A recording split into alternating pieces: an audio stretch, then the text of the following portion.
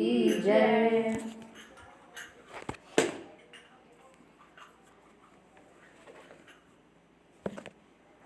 शरीर की निंदा। श्री रामचंद्र जी जो है अब शरीर की निंदा कर रहे हैं। एक एक प्रकरण में उन्होंने एक एक चीज का विशेष वर्णन किया है कि कैसा उनको संसार लगता है। कहते हैं, महामुने गीली आंतों मल मूत्र आदि की थैलियों और नाड़ियों से भरा हुआ नाना प्रकार के विकारों से युक्त तथा अंत में पतनशील मरण धर्मा जो शरीर संसार में सबके सामने प्रकाशित हो रहा है, वह भी केवल दुख भोगने के लिए ही है। यह थोड़े से खान पान आदि के द्वारा ही आनंदित हो उठता है और थोड़े से ही शीत घाम आदि से खिन्न हो जाता है शरीर की सत्यता यही। इस शरीर के समान गुणहीन शोचनीय अधम दूसरा कोई नहीं है। सबसे ज्यादा कष्ट कौन देता है? हमारा अपना शरीर ही तो देता है हमको।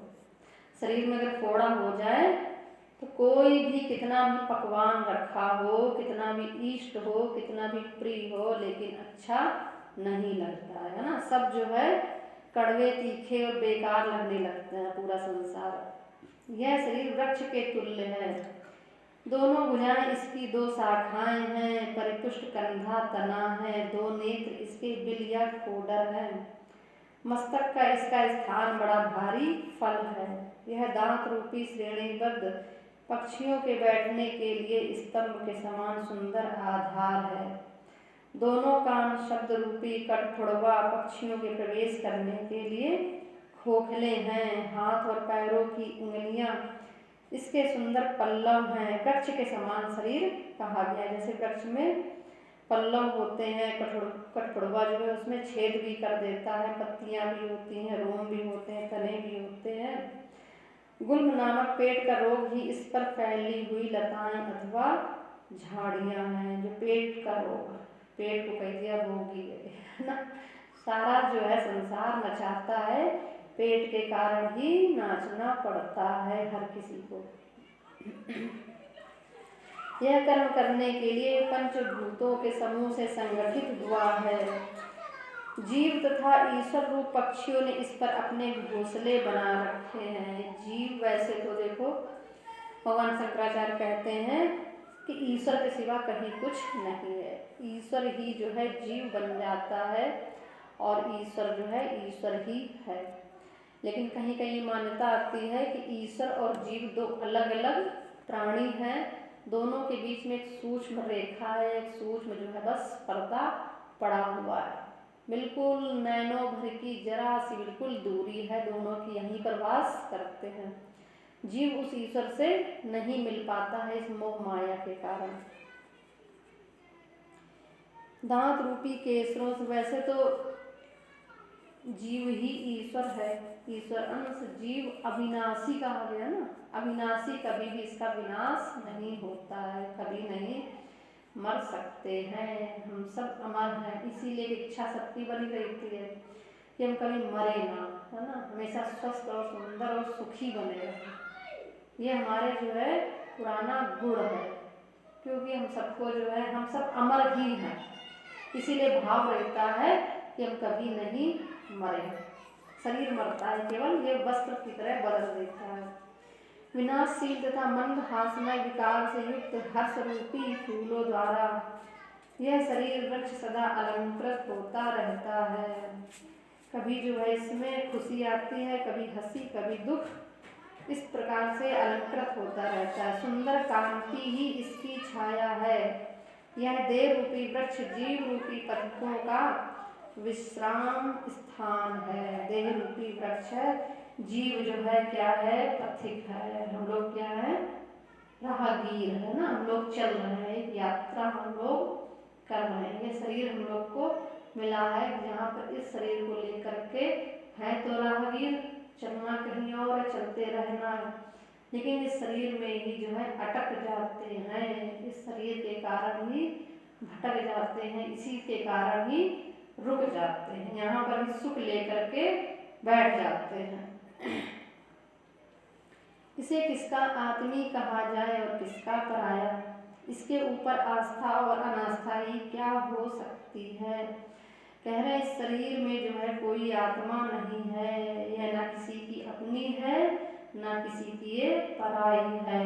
बताओ अगर किसी की अपनी है तो फिर जो है ये जलाता कौन है इसको। और हमें जिस भाग में, अगर किसी भाग में कैंसर हो जाए तो अपने ही उस भाग को निकलवाने के लिए जो है आतुर रहते हैं कि जल्दी से वो भाग कट जाए, हट जाए, है ना। तो ये आत्मी भी किसी की नहीं है और पराई भी नहीं है। भव सागर तथा नदी आदि को पार करने के लिए बारंबार अपनाई गई देहलता एवं नौका में कौन आत्मीयता की भावना कर सकता है।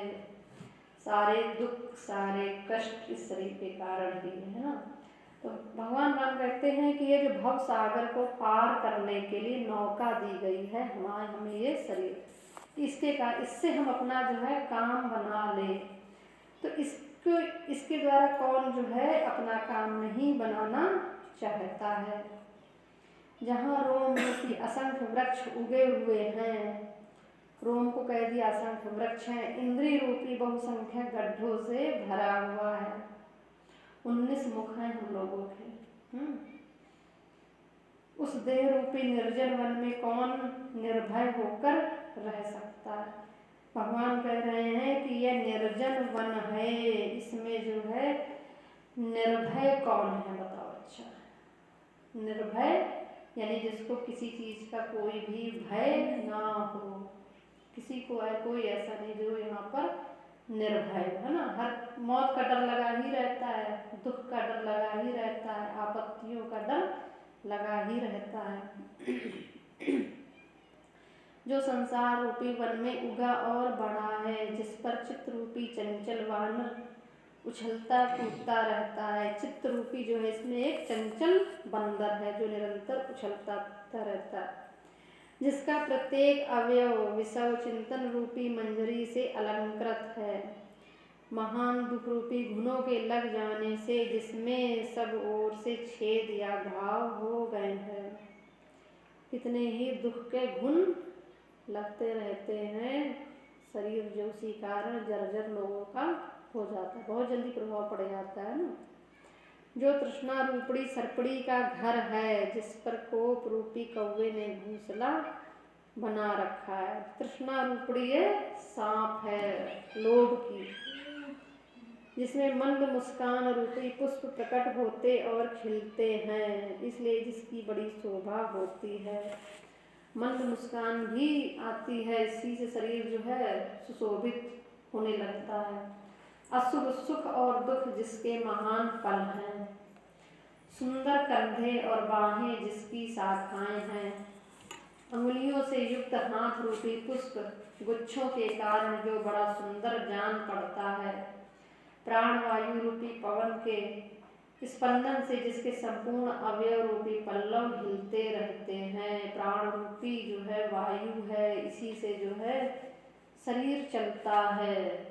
इसी से जब ये प्राणवायु कम या ज़्यादा होने लगती है तो शरीर के रोग बढ़ने लगते हैं। जो समस्त इंद्रिय रूपी पक्षियों का आधार है, जो जितनी भी इंद्रियां हैं हमारी, आँख कान नाक त्वचा श्रवण की, चखने की, स्पर्श की, मलमूत्र की, मन बुद्धि चित्त अहंकार, ये सब पक्षी है ना। सब जो है बराबर उड़ते रहते हैं, कभी कहीं जाते हैं कभी कहीं जाते हैं ना, कहाँ कहाँ ले जाते हैं ये पक्षी। सुंदर घुटनों से युक्त शरीर का निचला भाग जिसका तना है, जो बहुत ऊंचा है, यौवन की कांति रूपी छाया से युक्त होने के कारण जो सरस प्रतीत होता है। यौवन जब आता है तो जीव जो है उसमें बड़ा अच्छा लगता है उसको। काम रूपी पथिक जिसका सेवन करता है, यानी कि कामना जो होती है वो भी एक राहगीर के समान है, वो ही उस यौवन का सेवन करती है। मस्तक पर उगे हुए बड़े बड़े केश कलाप जिस पर जमे हुए तिनकों के समुदाय हैं। अहंकार रूपी गीध जिस पर घोंसला बनाकर रहता है। अहंकार कहाँ रहता है? मस्तक में रहता है, दिमाग में रहता है ना। ऐसे करते देखते कैसे ये अहंकार होता है। जो भीतर से खोखला छिद्र युक्त है। कितना खोखला है, कल का भरोसा नहीं, अगले पल का भरोसा नहीं, दूसरों को देख लेंगे। बड़ी बड़ी बात है, बड़ी है, ऐसे चलता ही है, ऐसे ही चलता ही है ना। वही भगवान राम जी कह रहे हैं, नाना प्रकार की वासना रूपड़ी जटाओं के जाल का उद्गम स्थान होने के कारण जिसे काटना अत्यंत कठिन है। ये वासनाओं का जाल नाना प्रकार की है, यानी बहुत प्रकार की हैं। जटाएं हैं, बरगद की जटा तोड़ना देखा है कभी? तोड़ के बहुत मजबूत होती बरगद की जटा, ये लटका करती हैं। वैसे ही जो वासना की जटाएं इस शरीर में है, जो काट नहीं पाता है इंसान। कितनी कितनी जगह वासनाएं हैं, हर जगह वासना ही वासना तो है। परिवार में हर जगह कौन सी ऐसी जगह है जहाँ पर हमारी वासना ना हो? वासना का मतलब हमारा वहाँ पर भाव, स्थान, ठहराव, लगाओ, रुकाओ। कितनी जगहों पे, नाना बहुत सारी जगह, आप गिनती नहीं कर सकते। तथा परिश्रम रूपी शाखा विस्तार के कारण जो विरस रूखा दिखाई देता है, वह शरीर रूपी वृक्ष मुझे सुखद नहीं प्रतीत होता है। कितनी बड़ी बात है कि जब अपने इस शरीर से ही जो है जीव उगने लगे, भगवान राम कहते हैं मुझे अपना शरीर बड़ा ही नीरस दिखाई पड़ता है। जीव चाहता है कि जो है हम भक्ति करें, संत बने, सत्संग करें, कीर्तन करें, भगवान के जो है गोपी बन जाए, है ना। जीव के अंदर भाव आता है, बहुत प्रेम उमड़ता है कि हम भी जो है महान बने, भगवान के पथ पे चले। लेकिन ये अपना ही शरीर, इतनी वासनाएं जो हैं उसको वहाँ पर चलने नहीं देती हैं, बार बार गिराती रहती हैं। मुने शरीर अहंकार रूपी गृहस्थ का विशाल ग्रह है, यह गिरकर सदा के लिए धरती पर लौट जाए अथवा चिरकाल तक स्थिर बना रहे, इससे मेरा क्या प्रयोजन है। कह रहे हैं कि अहंकार रूपी है, जहाँ इंद्रिय रूपी पशु कतार बांधकर खड़े रहते हैं, तृष्णा रूपी ग्रह स्वामी बारंबार घर आंगन में डोलती रहती हैं, समस्त अवयवों को आसक्ति रूपी गेरू आदि के रंग से रंगा गया है। वह शरीर रूपी जो है, यानी कि कुछ जो है इसका शरीर का रंग कैसा होता है, कुछ गेरुआ टाइप का, हल्का सा गुलाबी, पीला, सफ़ेद मिक्स टाइप का। इसीलिए देखो भगवान ने कितना अच्छा शब्द यहाँ यूज किया है कि शरीर का जिसके समस्त अवयवों को आसक्ति रूपी गेरू आदि के रंग से रंगा गया है। गेरू रंग से सारी आसक्तियाँ, गेरू 2 दिन में सारी छूट जाती है, धुल जाती है गेरू।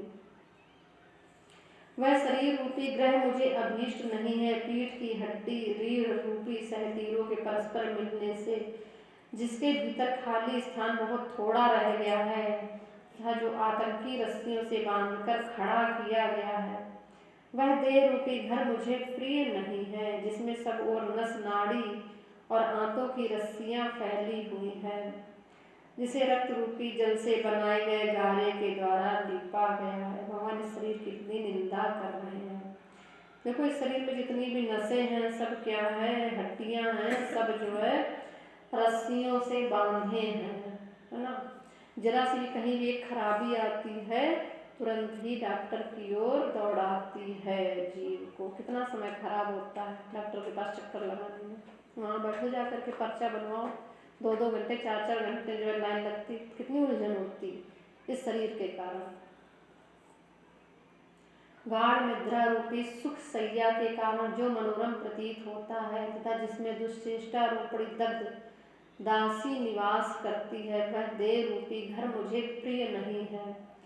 मुनीश्वर जो मल आदि के दोषों से युक्त है, विषय समूह रूपी बर्तन तथा अन्यान उपकरणों से ठसाठस भरा हुआ है, अज्ञान रूपी नोंछा लगा हुआ है, घुटना उनका मस्तक है, वह भी जिसके उरु स्तंभ का आधार है, दोनों ओर बड़ी बड़ी भुजाएं 2 आड़ी लकड़ियों के समान जिसे दृढ़ता पूर्वक धारण करती है, वह देह रूपी घर मुझे इष्ट नहीं है। यह शरीर जो है भयानक वन है, इंद्रियां ही जंगल के भालू हैं जो अपने रोष के कारण से दुर्गम बनाए हुए हैं।